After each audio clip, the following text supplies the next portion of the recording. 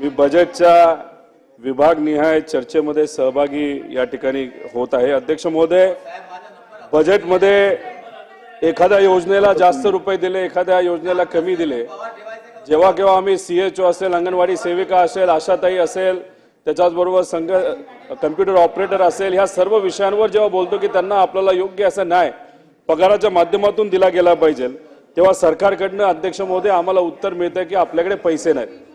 अध्यक्ष महोदय, पैसे का नसतात त्याचं दोन मुख्य कारण असू शकतं। एक तर सरकारचं उत्पन्नच कमी आहे, नाहीतर दुसऱ्या बाजूला ज्या गोष्टीसाठी पैसा वापरला गेला पाहिजे तिथं वापरत असताना त्याच्यामध्ये जर चुकीच्या गोष्टी घडत असतील, त्याच्यामध्ये भ्रष्टाचार होत असेल आणि सामान्य लोकांच्या हिताचा आणि त्यांचा टॅक्सचा पैसा जो सरकार गोळा करतो तो पैसा तिथं व्यक्तिगत हितासाठी वापरला जातो। अध्यक्ष महोदय, एक उदाहरण आरोग्य विभागाचं घ्यायचं झालं तर ॲम्ब्युलन्स स्कॅम बद्दल या ठिकाणी खरं तर अध्यक्ष महोदय मला सांगायचंय।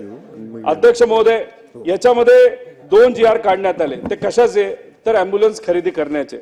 अध्यक्ष महोदय, पहिला GR हा 4 ऑगस्ट 2023 ला काढला गेला 577 कोटीचा। लगेचच काही महिन्यांमध्ये मार्च महिन्यामध्ये हा 1100 कोटीच्या आसपास अध्यक्ष महोदय हा GR त्या ठिकाणी नेला गेला। या दोन्ही GRचा फरक आपण बघितला तर अध्यक्ष महोदय हा कुठेतरी 300 ते 400 कोटीच्या आसपास येतो।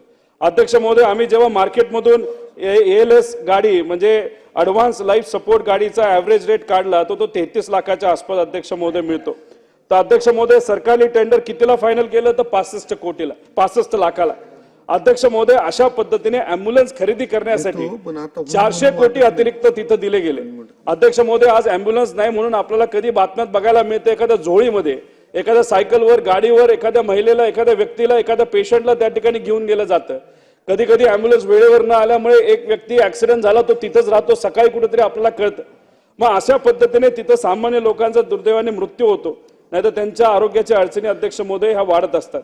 अध्यक्ष महोदय, याच्यामध्ये तर तकलादू GR काढला। या GR मध्ये काय म्हणलं गेलं की मंत्रिमंडळाच्या बैठकीचा उल्लेख अध्यक्ष महोदय केला गेला।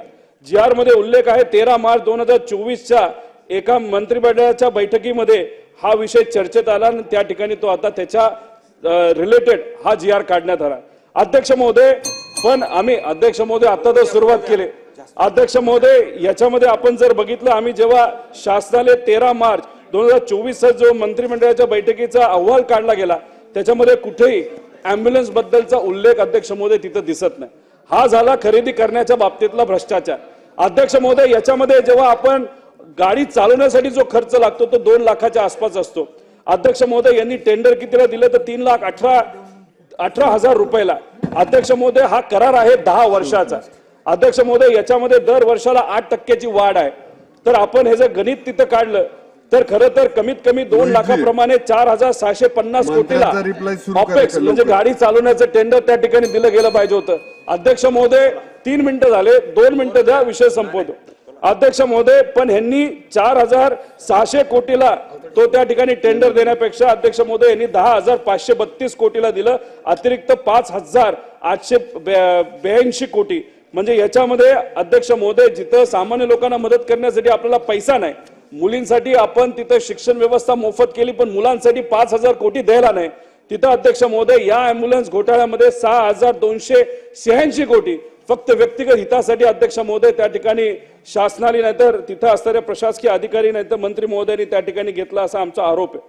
अध्यक्ष महोदय, याच्यामध्ये अध्यक्ष महोदय झालं ना अध्यक्ष महोदय, महत्वाचा विषय तुम्हाला वाटत नाही का आदिवासी भागामध्ये एखादी चांगली ॲम्ब्युलन्स मिळावी, चांगली सेवा मिळावी?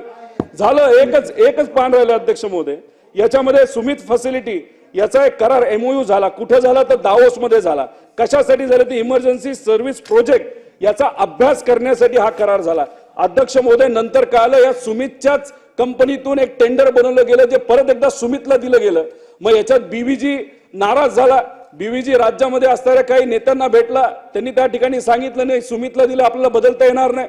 हे BVGचे जे लोक आहेत ते दिल्लीला कोणाला तरी भेटले, परत रिटेंडर त्या ठिकाणी अध्यक्ष महोदय झालं आणि त्याच्यामध्ये फक्त कन्सोर्शियम मध्ये 2 मेंबर होते, आता 3 मेंबर केले गेले आणि कुठलंही टेंडर न काढता सुमित BVG and SSG जी एक ब्लॅक लिस्टेड कंपनी आहे त्याला त्या ठिकाणी अध्यक्ष महोदय टेंडर दिलं। त्यामुळे सुमित हे इनसाइडर पार्टी झाली, बीव्हीजी ब्लॅक लिस्टेड आहे दुसऱ्या राज्यामध्ये, एसएचजी डिफॉल्टेड आहे स्पेनमध्ये. तर अशा पद्धतीने आपला जो सामान्य लोकांचा टॅक्सचा पैसा अध्यक्ष महोदय 6,000 कोटीची उधळपट्टी त्या ठिकाणी झाली. एका बाजूला लोकांना मदत करण्यासाठी आपल्याला पैसा नाही, आदिवासी समाजाच्या मुला मुलींना तिथं निधी देण्यासाठी नाही, एससी समाजाच्या मुला मुलींना नाही, ओपन नाही, कोणालाच नाही. आणि दुसऱ्या बाजूला आपण काय करतो तर अध्यक्ष महोदय ही उधळपट्टी केली जाते. या मंत्री महोदयांना मी या शासनाला या ठिकाणी विनंती करण्यापेक्षा आव्हान करतो की आपण हे जे काही घोटाळा झालेला त्याच्यामध्ये आपण खोलात जाणार का, त्याच्यावर तुम्ही त्या ठिकाणी कारवाई करणार का, तिथं कुठेही एखाद्या स्वच्छ अधिकाऱ्याच्या माध्यमातून याच्यावर चर्चा झाली पाहिजे, ह्याच्या खोलात गेलं पाहिजे आणि हे 6,000 कोटी रुपये हे थांबवलं पाहिजे. 1 रुपया सुद्धा या कंपनीला तिथं दिला गेला नाही पाहिजे असं या ठिकाणी मागणी सामान्य लोकांच्या वतीने अध्यक्ष महोदय या ठिकाणी मी करतो.